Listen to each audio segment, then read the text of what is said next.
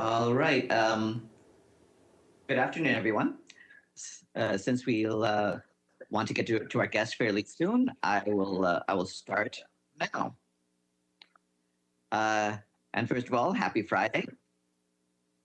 This morning in Rome, the Deputy Secretary General Amina Mohammed met with Cardinal Peter Turkson from the Vatican. They discussed the UN Food System Summit, including the need for integration among all sectors and for implementation of the new actions agreed during the summit in order to deliver progress on all 17 Sustainable Development Goals. Also today, the Deputy Secretary General held talks with the Italian Minister of Sustainable Infrastructures and Mobility, Enrico Giovannini. Ms. Mohammed welcomed Italy's support for the Sustainable Development Goals and encouraged the use of the 2030 Agenda as a beacon for the design of the COVID-19 recovery efforts. Following this, the Deputy Secretary General met with Italy's Minister for Foreign Affairs and International Cooperation, Luigi Di Maio. She emphasized the link between climate and food systems and the alignment between the Food Systems Summit and Italy's G20 objectives. She also underlined the need to move towards food systems capable of delivering healthy diets with greatly reduced environmental impacts. The meeting was followed by a press briefing where the Deputy Secretary General said that Italy has long been a valued and important partner to the UN in support of global goals.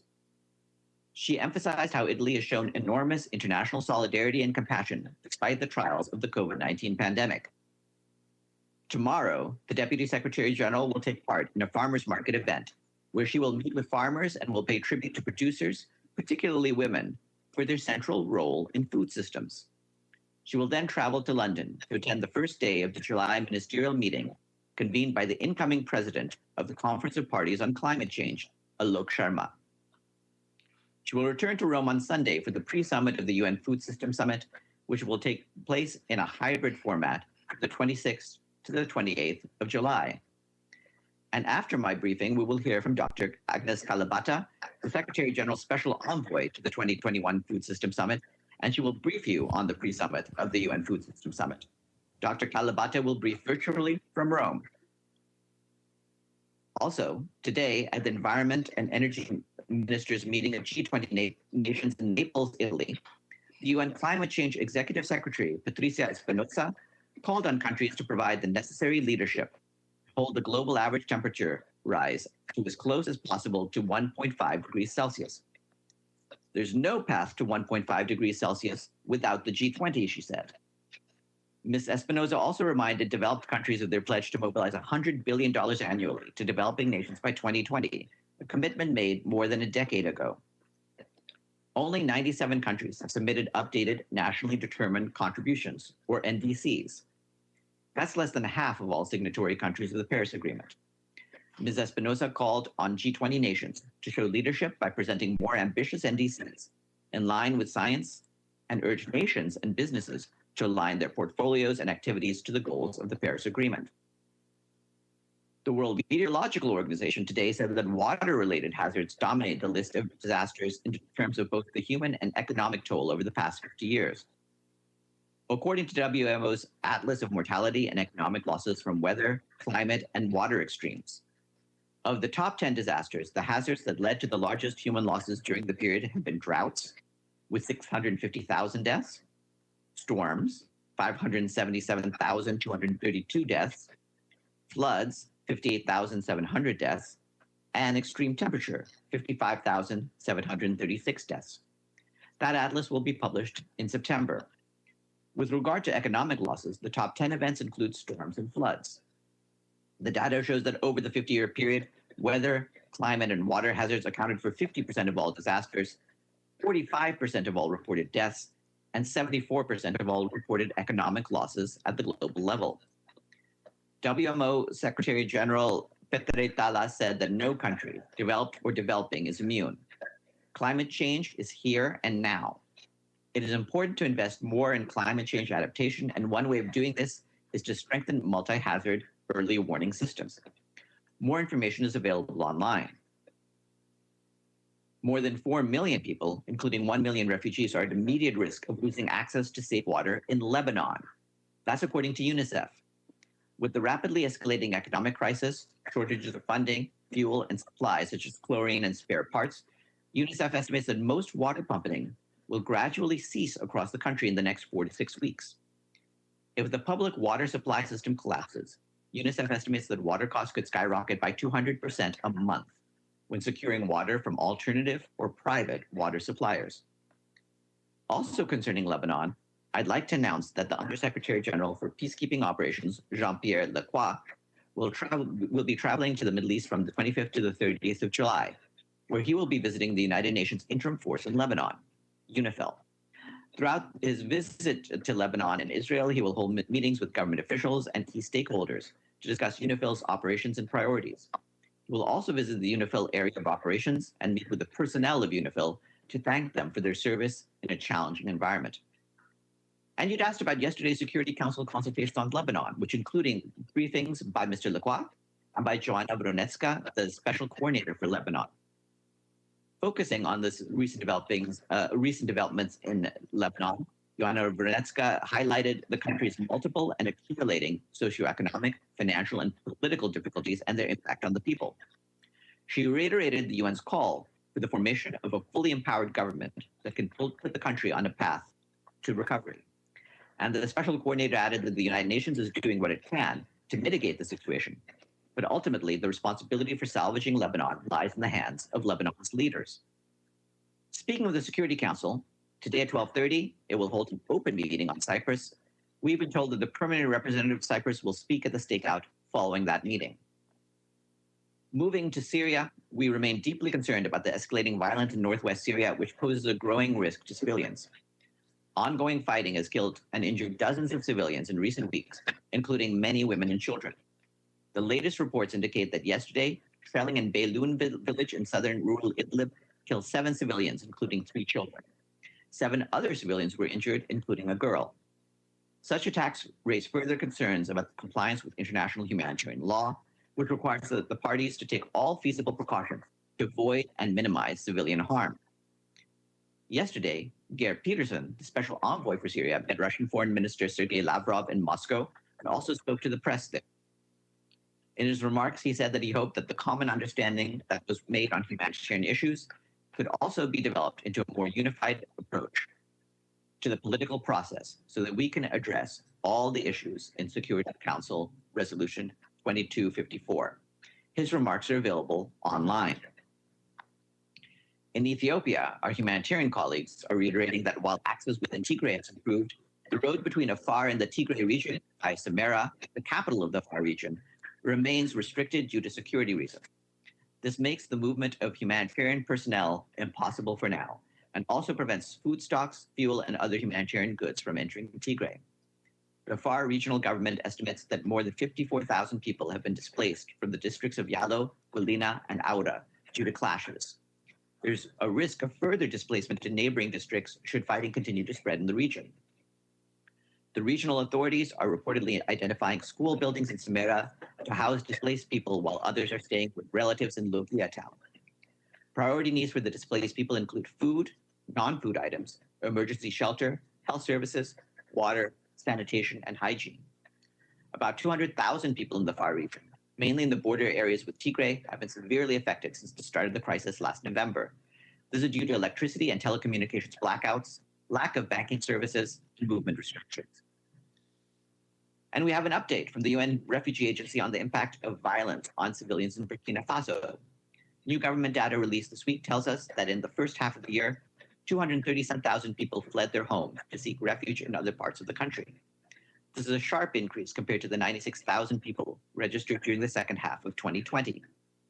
In total, more than 1.3 million people have been displaced inside the country in the past 2 years. UNHCR is also alarmed by the increase in the number of people seeking safety across the country's borders. In the past 6 months, the total number of refugees and asylum seekers from Burkina Faso has nearly doubled, reaching 30,000 people across the region. UNHCR is calling for concerted action towards peace and stability in the Sahel region, as well as for additional resources to address the growing humanitarian needs in Burkina Faso and neighboring countries. And last, I have a COVAX update. Yesterday, El Salvador received 1.5 million vaccine doses as part of a second shipment from the United States through the COVAX mechanism. With this delivery, the country's received 3,417,480 doses of vaccine via COVAX. And that is it for my part. Do we have any questions before we turn to our guest? First, I'll turn to people in the room. Yes, I see Edie's hand.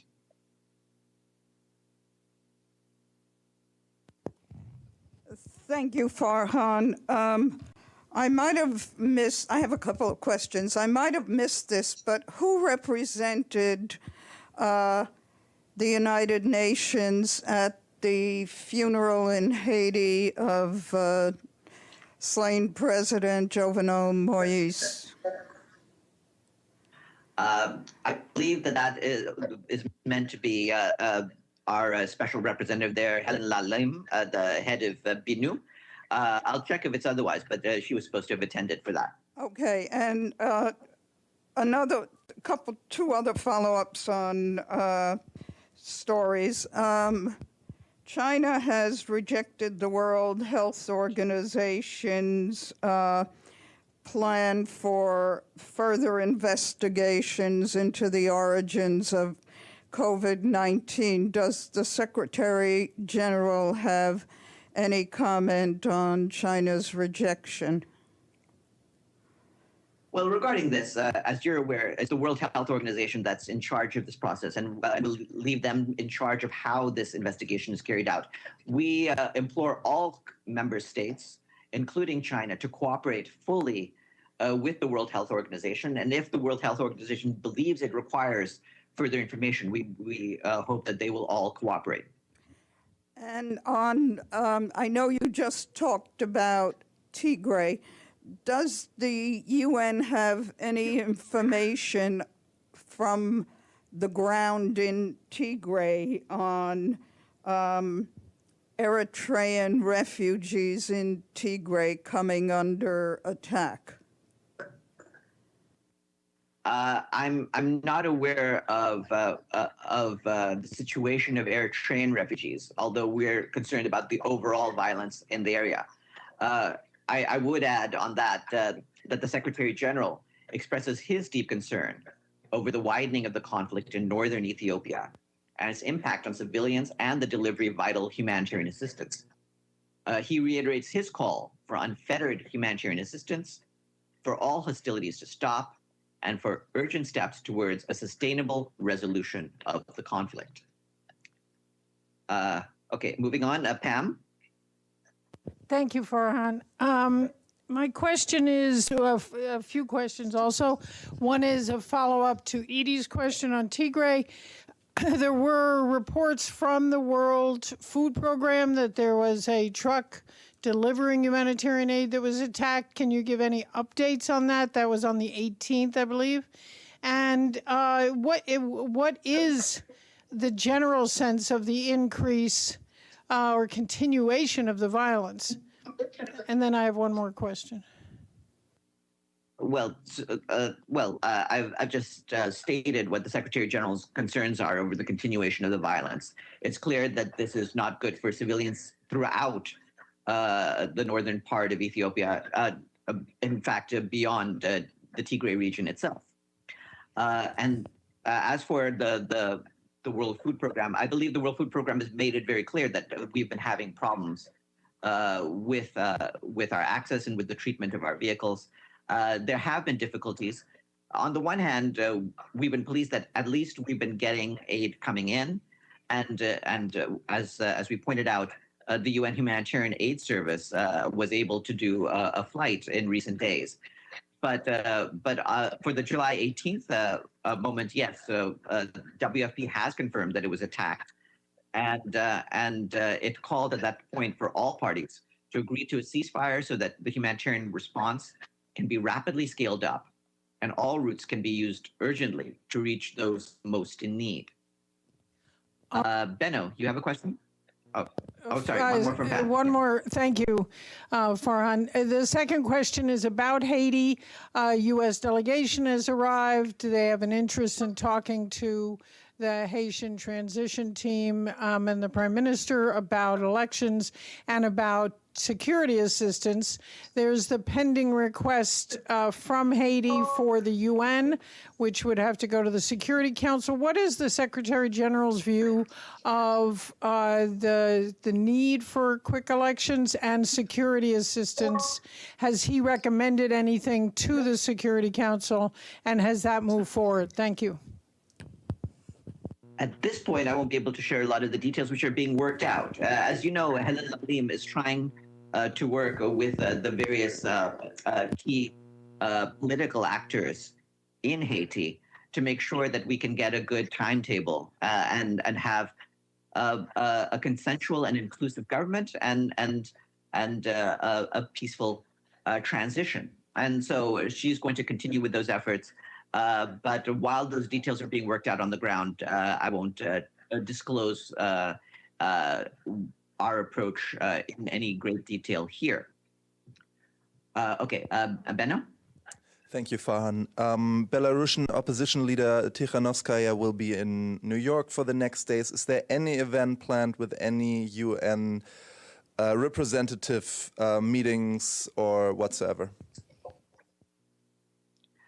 Well, you can check whether she'll meet with any officials while she's around. The Secretary General will not be here next week, and as we just pointed out, the Deputy Secretary General remains in Rome and also will be in the UK, but will only be back in New York at the very end of the week. Sorry, follow up. But is there any other official meeting her at this time, not only the SG? Well, we're most surprised of the two senior most officials, but I'll see whether there's any other official in the system who meets with her. Okay, and Michelle on the video, you've got on the screens. You have a question, right? Thanks, Farhan. Yeah, just another follow-up on Haiti. There's reports from on the ground that the US delegation and other foreign dignitaries had to be sort of hurried or rushed from the funeral due to protests outside and possible shots fired. Do you have any update on the status of the SRSG and whether she was one of those people who had to leave quickly and what may have been going on? Well, regarding that, we're aware of these reports and we're checking up on them. I cannot confirm from here whether those reports are accurate, but at this stage, we are aware of this, and we're trying to get some details from about the situation on the ground. I've not been informed of any issues or problems with any of our UN staff in Haiti. Okay, Ibtisam, you have a question? Yes, Farhan, thank you. Sorry if you talked about it in the first minute of your briefing. I missed it, if I missed it. So my question is about Iran and demonstrations there. Do you have any comments? On sorry, what do you? Iran. Yes. Well, you will have seen that Michelle Bachelet, the High Commissioner for Human Rights, made some comments about Iran, especially its handling of the situation in Khuzestan.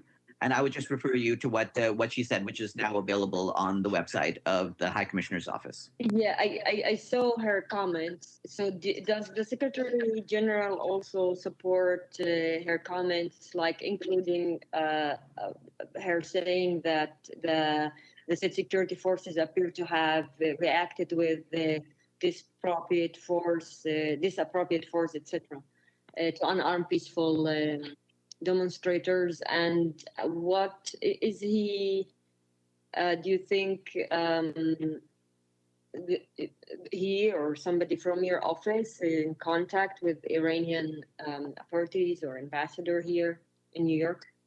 Well, we remain in touch with the Iranian government at a variety of different levels. At this stage, the comments that I want to draw attention to are those of the High Commissioner. It's certainly within her purview to talk about how these protests have been handled, and we hope that Iran, as well as other member states, will listen to her various recommendations. Thank you.